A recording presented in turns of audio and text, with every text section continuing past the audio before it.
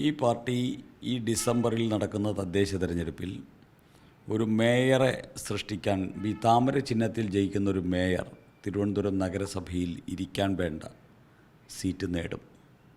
BJP ചരിത്രത്തിലെ ഏറ്റവും വലിയ വോട്ട് തിരുവനന്തപുരം നഗരത്തിൽ മാത്രമല്ല കേരളത്തിലാകമാനം നേടും. ആയിരക്കണക്കിന് പ്രവർത്തകർ താമര ചിഹ്നത്തിൽ ജയിച്ച് തദ്ദേശ സ്ഥാപനങ്ങളുടെ അധിപതികളായിട്ട് മാറും. അതിൽ തിരുവനന്തപുരം നഗരസഭയുണ്ടാകും. മേയർ BJP ആയിരിക്കും. അതിനനുസരിച്ചുള്ളൊരു അന്തരീക്ഷം തിരുവനന്തപുരത്ത് ഇന്ന് തയ്യാറാണ്. തിരുവനന്തപുരത്തെ രാജ്യത്തിലെ ഏറ്റവും വലിയ നഗരമാക്കി മാറ്റാൻ BJPക്ക് സാധിക്കും. BJP തിരുവനന്തപുരത്തിൻ്റെ മേയറായിട്ട് സത്യപ്രതിജ്ഞ ചെയ്താൽ 45 ദിവസത്തിനുള്ളിൽ തിരുവനന്തപുരത്തിൻ്റെ സമ്പൂർണവും സമഗ്രവുമായിട്ടുള്ള വികസനത്തിന് വേണ്ടിയുള്ള പദ്ധതികൾ ആരംഭിച്ചു തുടങ്ങും.